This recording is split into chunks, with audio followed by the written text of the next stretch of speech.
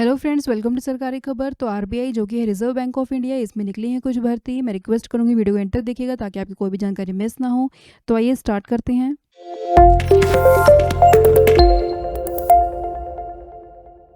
तो friends, RBI में निकली है कुछ भर्ती। यहाँ पर आपको उसकी पूरी जानकारी देखने को मिलेगी। तो इसके लिए जो है आपको ऑनलाइन ही अप्लाई करना है। एप्लीकेशन जो है 15 जनवरी से शुरू हुआ है और 4 फरवरी शाम 6 बजे तक अप्लाई कर सकते हैं।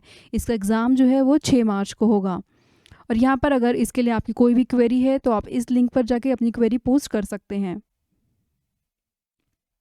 और इसका जो एग्ज़ाम होगा वहाँ पर मोबाइल फ़ोन या फिर कोई भी इलेक्ट्रॉनिक डिवाइस का यूज़ करना मना है।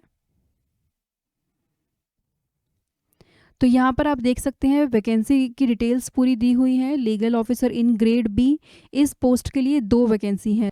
2 में से एक वैकेंसी जो है पीडब्ल्यूबीडी कैंडिडेट के लिए रिजर्व्ड है। एक जनरल के लिए है, एक ओबीसी। ओबीसी में नॉन क्रीमी लेयर ही एलिजिबल होंगे। मैनेजर टेक्निकल सिविल, इसमें जो है 6 वैकेंसी हैं, जिसमें कि 3 जनरल के लिए, एक एससी के लिए, एक एसटी के लिए और एक ओबीसी के लिए। मैनेजर टेक्निकल इलेक्ट्रिकल, इसमें 3 वैकेंसी हैं, 2 जनरल, एक एससी के लिए। लाइब्रेरी प्रोफेशनल, इसमें 1 वैकेंसी है जनरल में। आर्किटेक्ट 1 वैकेंसी जनरल में। क्यूरेटर की भी 1 वैकेंसी है जनरल में। तो यहाँ पर इन्होंने बताया हुआ है कि एससी, एसटी, ओबीसी, ईडब्ल्यूसी, अगर कोई वैकेंसी इन कैंडिडेट्स के लिए नहीं है तो ये फिर भी उसके लिए अप्लाई कर सकते हैं, पर इन्हें कोई रिलैक्सेशन या फिर कंसेशन नहीं दिया जाएगा।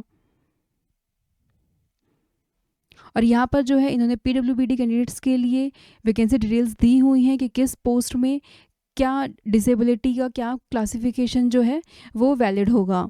जैसे कि legal officer in grade B, इसमें disability blind and low vision, इसमें क्लासिफिकेशन बी होगा। फिजिकल रिक्वायरमेंट है BNC, HKC। तो इस तरीके से सभी पोस्ट के लिए यहाँ पर सारी क्लासिफिकेशंस दी हुई हैं। तो यहाँ हम देख सकते हैं कि पोस्ट वाइज एलिजिबिलिटी क्राइटेरिया क्या होगा वो दिया हुआ है। Legal officer in grade B, इसके लिए जो है एसेंशियल क्या मांगा गया है, बैचलर डिग्री हो लॉ में और कम से कम 50% नंबर हो। अगर SC ST PWBD कैंडिडेट्स हैं तो कम से कम 45% नंबर हो। और डिज़ायरेबल होगा बैचलर डिग्री हो लॉ में और साथ ही 60% नंबर हो और कंप्यूटर एप्लीकेशंस का नॉलेज हो। एक्सपीरियंस, इसमें कम से कम 2 साल का एक्सपीरियंस मांगा गया है एज एन एडवोकेट या फिर legal consultant, legal assistant, associate in an advocates और सॉलिटर्स ऑफिस और लॉ फर्म, बार काउंसिल में एनरोल करने के बाद, या फिर as a law officer in legal department of large bank, financial institution, statutory corporation, company, state, central government, या फिर as a full time teacher teaching law in college या फिर यूनिवर्सिटी।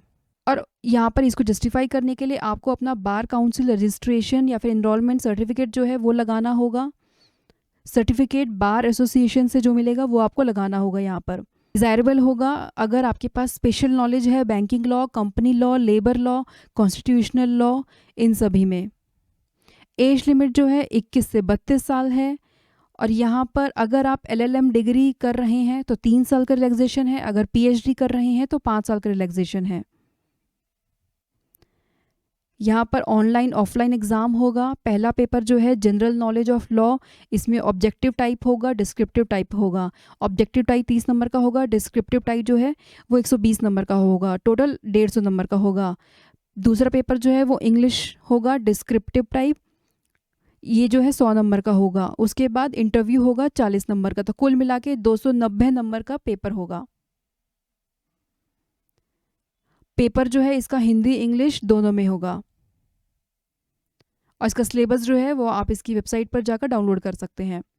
मैनेजर टेक्निकल सिविल, इसके लिए जो है bachelor degree मांगा गया है सिविल इंजीनियरिंग में, कम से कम 60% नंबर आए हों। यहाँ पे एक्सपीरियंस मांगा गया है 3 साल का आफ्टर ग्रेजुएशन। यहाँ पर डिज़ायरेबल होगा अगर आपके पास एक्सपीरियंस है, कंस्ट्रक्शन प्रोजेक्ट का नॉलेज है, PERT CRM टेक्निक का, CAM CAD, इन सब का अगर आपके पास नॉलेज है तो आपको प्रेफरेंस दी जाएगी। ये कंपलसरी नहीं है, अगर आपके पास है तो अच्छा है, अगर नहीं है तो भी आप इसके लिए अप्लाई कर सकते हैं।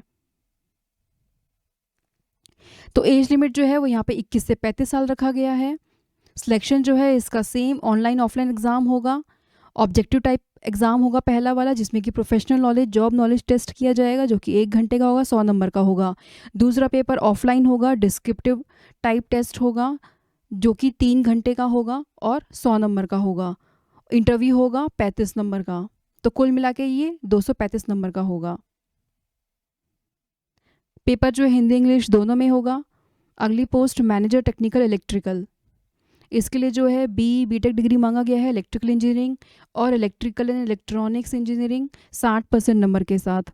डिज़ायरेबल होगा अगर आपने इलेक्टिव कोर्स पेपर्स किए हों, power electronics, programmable logic controller, electronic measurement, communication theory में। एक्सपीरियंस जो है कम से कम 3 साल का एक्सपीरियंस मांगा गया है। डिज़ायरेबल होगा अगर आपके पास नॉलेज है सीसीटीवी सर्विलेंस सिस्टम का या फिर फायर अलार्म सिस्टम का, पर्ट, सीआरएम टेक्निक्स, अगर इन सब का नॉलेज है तो डिज़ायरेबल होगा। अगर नहीं है तब भी आप इसके लिए अप्लाई कर सकते हैं। एज लिमिट जो है 21 से 35 साल है। यहाँ पर भी ऑनलाइन ऑफलाइन एग्ज़ाम होगा। पहला पेपर जो है ऑब्जेक्टिव टाइप होगा जिसमें कि professional knowledge, job knowledge test की जाएगी, 1 घंटे का होगा 100 नंबर का।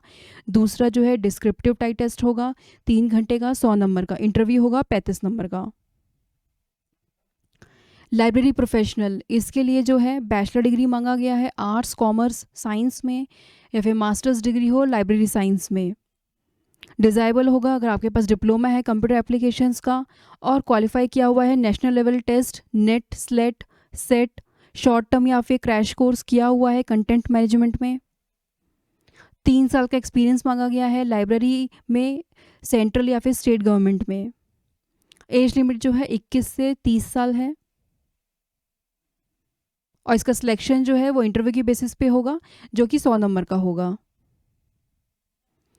आर्किटेक्ट इन ग्रेड ए, इसमें जो है आपका क्वालिफिकेशन मांगा गया है बैचलर डिग्री हो आर्किटेक्चर में कम से कम 60% नंबर के साथ और आपके पास नॉलेज हो ऑटोकैड का, रजिस्टर किया हुआ हो काउंसिल ऑफ आर्किटेक्चर में।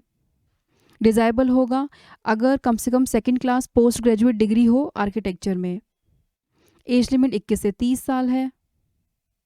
यहाँ पर जो है ऑनलाइन एग्ज़ाम होगा, फिर इंटरव्यू होगा, ऑब्जेक्टिव टेस्ट होगा पहला पेपर जिसमें कि 50 क्वेश्चन होंगे 45 मिनट के और 100 नंबर का समय मिलेगा। दूसरा इंग्लिश टेस्ट होगा 100 नंबर का, फिर डिस्क्रिप्टिव टेस्ट होगा 50 नंबर का, इंटरव्यू होगा 50 नंबर का।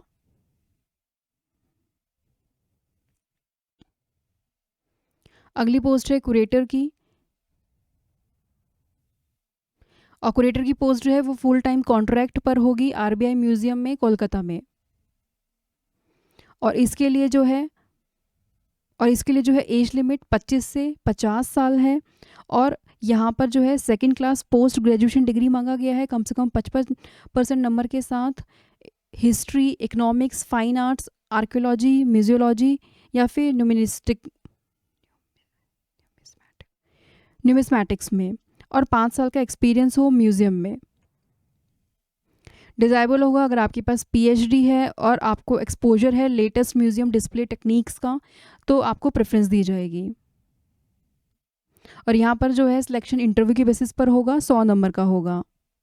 तो यहाँ पर जो है इसका आप देख सकते हैं कितना सैलरी होगा क्यूरेटर का सैलरी जो है 28.20 से लेके 33.60 लाख पर एनम होगा।